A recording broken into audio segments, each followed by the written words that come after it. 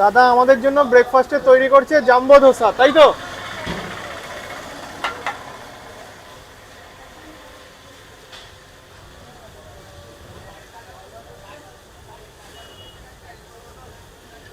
দেখো